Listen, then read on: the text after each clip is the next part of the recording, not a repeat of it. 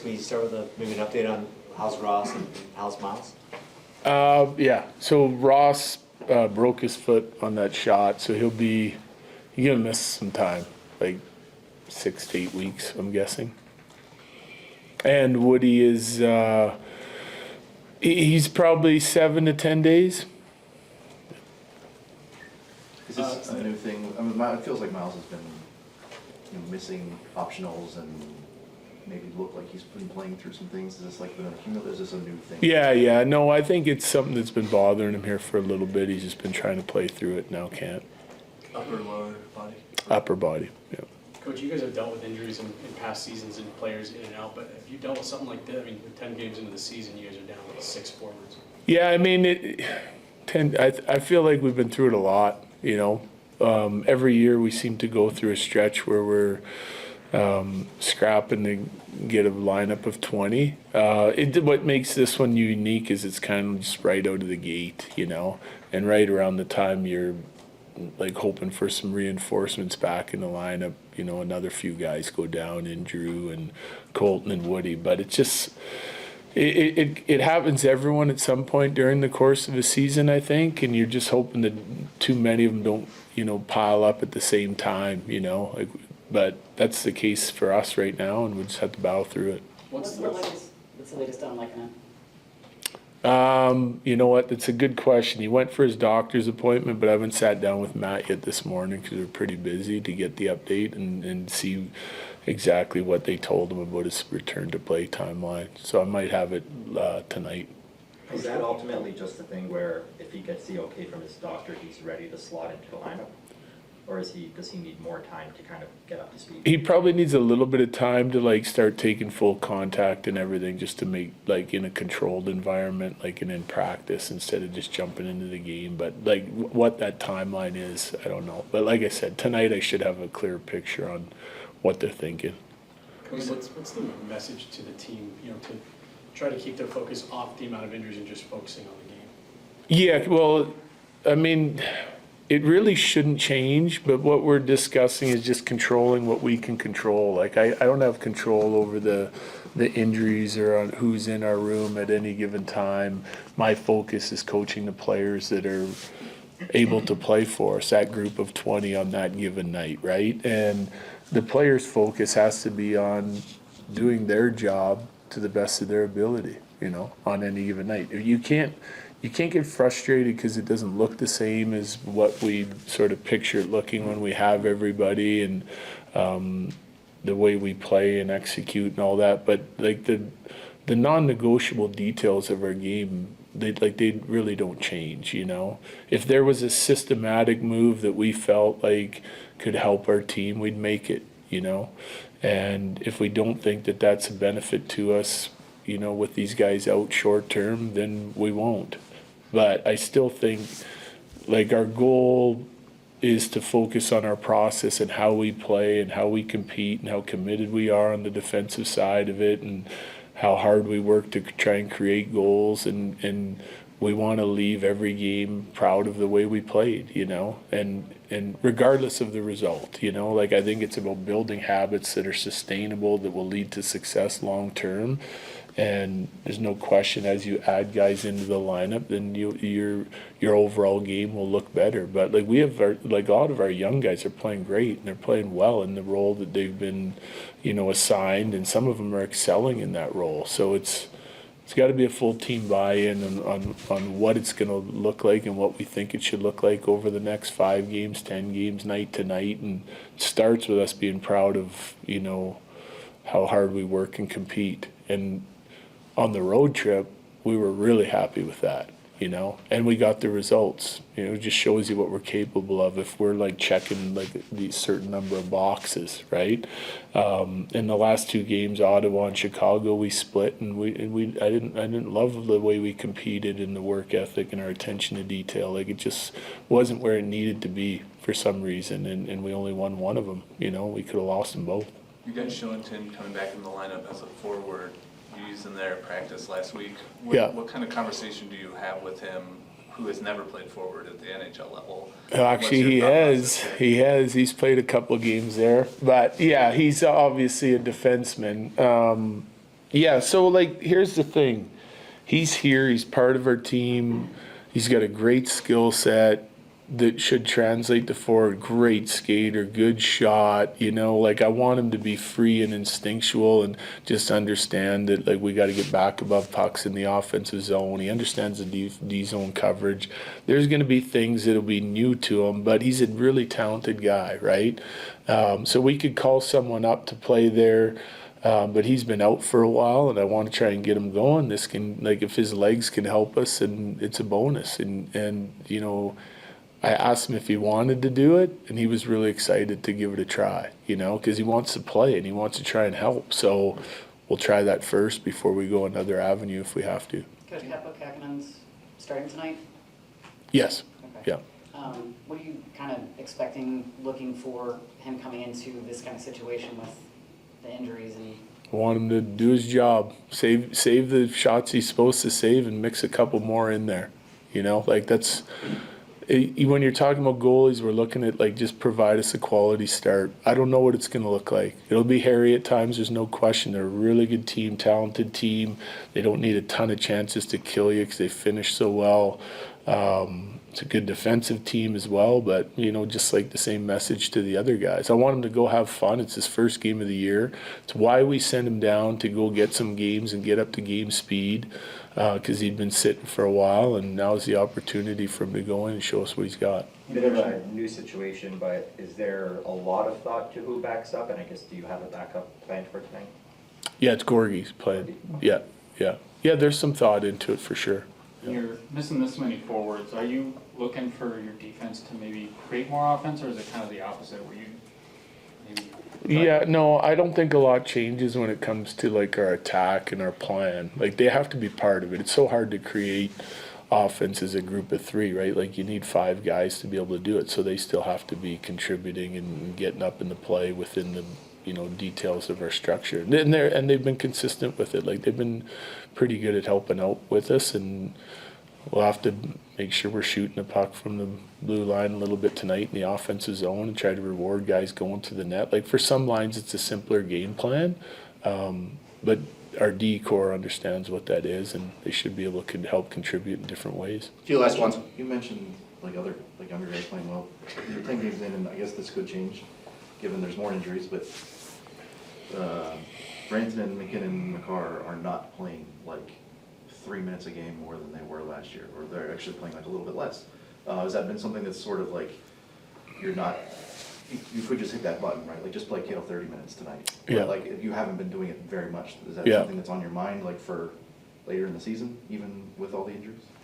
Well, I don't know about what you mean for later in the season, but like it's not like we lean on him when we need to, right? Like it's gut feeling, how's the game going?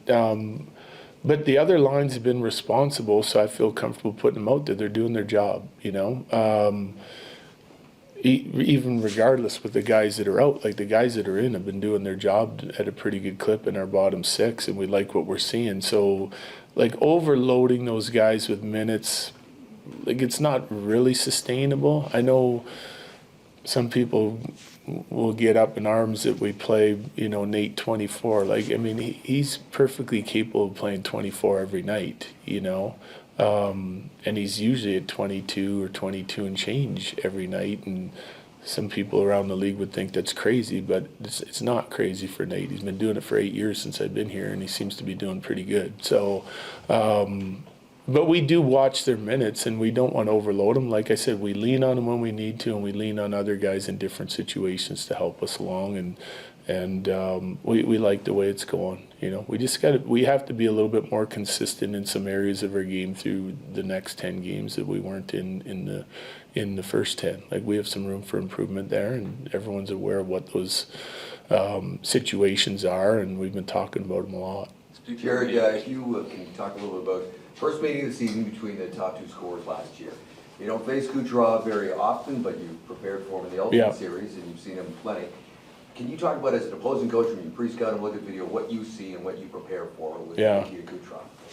Well, number one, I think the simplest form is you got to know where he is at all times on the ice, because And you got to understand that he's going to challenge you one-on-one in situations where other players around the league will move it to somebody else. And like the point's the same way. Like they're not afraid to attack you one-on-one and try to make something happen. They're skilled enough to do it, right? So as long as you're prepared for that and you're ready to check them hard in the right way, you're gonna be in a better situation than if they surprise you. But you also got to know that like as a group, you know, Tampa's top six is capable of making plays and finding guys in quiet areas of the ice where like Kucherov likes that, you know, right circle or opposite of Ovi, and he finds space and time over there while some other guys play with the puck, and you got to be aware where he is so you have a shooting lane or you can deny the pass. It's just a heightened level of awareness against top players is what you need. You know, you can look at a couple of their tendencies and explain it to the guys, but then when you're on the ice, you got to be aware that they're out there in the first place. So you have to manage the puck properly, and then you're probably trying to play them a little bit tighter than you do most guys because they can make things happen with less time and space. Last one, Ryan. Nate didn't skate this morning. Yeah, he's good. Yeah. Okay, thank you. All right, thanks. Okay, different look for you tonight. You get a chance to go from the D to the forward position. Have you played offense before, obviously? I've played a little offense. I played centerman and forward, but mostly centerman. But it was a long time ago, almost 10 years ago. So it's a while ago. But I'm looking forward to it. I got excited a little bit hearing about it yesterday. So I think I'm just gonna go out there and trust my instincts. I think the game kind of offensively, so I think I just have to get some stuff to get used to, but I'm just going to try to keep it simple out there and enjoy it. What's the preparation for that? Obviously you're talking to your line mates, obviously you're watching some video, talking to coach. I mean, it's probably a quick crash course on some systems, but what is the prep for you? To be honest, I don't know. I think I'm just going to prepare as I prepare for a game, really, and then just really trust my instincts. And I've gone over video, and I feel kind of prepared over that and understanding what we do out there. So I know what type of system we play as a team, so I just try to think more as a forward today and just go out there and enjoy it. Obviously, the injuries are not ideal in any situation with a team like this, but you guys have a deep roster. Is the mood in the room sort of just, okay, whatever, it's next man up, we'll be fine, let's just keep grinding? Yeah, I mean, I think we're kind of a tight group. It's not nice to see anyone go down, and we have a few guys down now, so I feel everyone has to take accountability, and I feel everyone is pushing each other towards the right direction, and everyone's ready for their name to get called on. So yeah, I think when the opportunity is there, everyone is ready to step up. So much of the way a team plays is derived off of the confidence they have in their goaltender. Obviously, Kappo gets a start tonight. He's been around for a while. He's proven. But new guy in the lineup, new guy in the room. How do you guys handle that, and what's the comfortability there? Just to make him feel comfortable as possible. I think that's the easiest way to put it. I mean, he's new. It's a lot of new faces for him. I've been new too, so I think just making guys feel comfortable, making them feel that they can be themselves, and just we're a family, and just go out there and play hard and enjoy it, really. Thank you. But now that it's kind of official that he's going to be out for an extended period of time, we're looking at how does that shift your top line and just your kind of outlook on that? Yeah, well, next man up mentality continues with us. I think unfortunate that we're missing a lot of forwards at the moment, but I don't think we can do anything about it other than just focus on the game, how we can play and how we can grab some points in these games. Obviously not ideal, like you said, but we just got to battle, as a team, get together, leaders lead the way, and try to get wins. As far as that goes, that frustration, I guess, maybe a little bit with having to deal with that next man up mentality, does that kind of fuel you guys?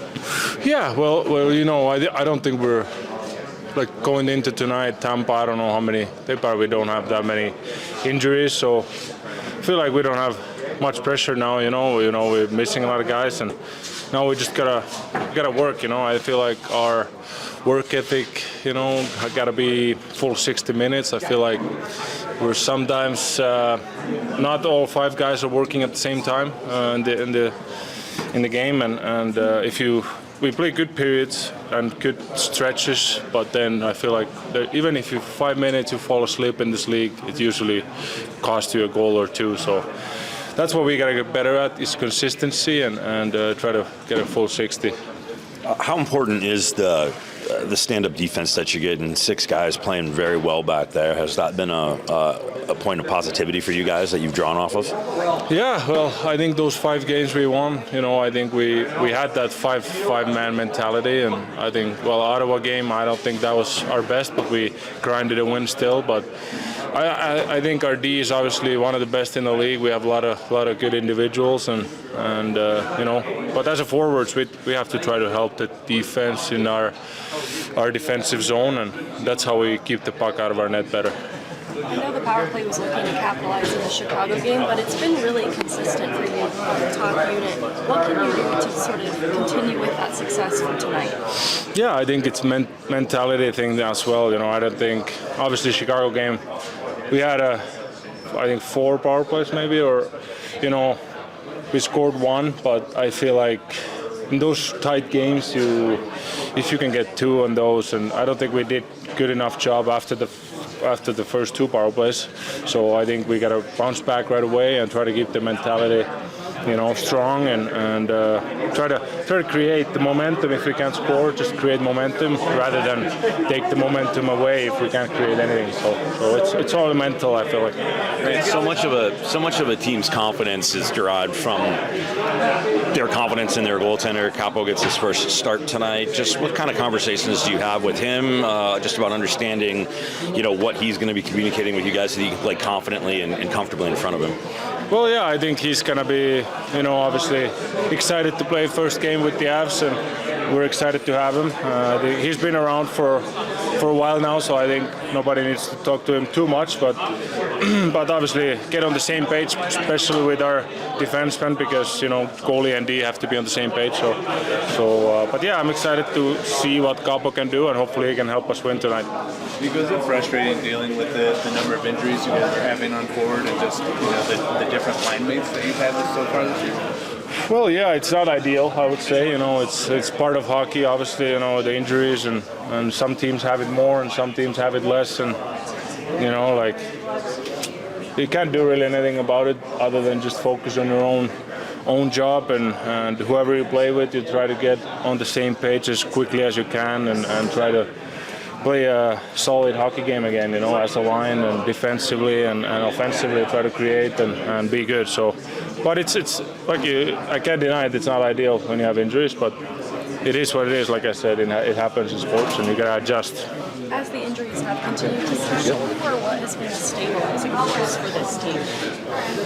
Well, I think as the leaders and who've been here for a while and who have more games in the league. Obviously, we have a lot of younger guys now playing and guys with not a lot of experience. So I feel like the older guys, we have to drive the team together and try to be vocal in the locker room, vocal on the bench. So like I talked about earlier about the stretches of games when we play 5 minutes bad and they score 2 goals. So how can we get rid of those during the game? Maybe as the leaders we can talk more on the bench and help the younger guys and help ourselves, help other leaders to be on the same page. So that's good.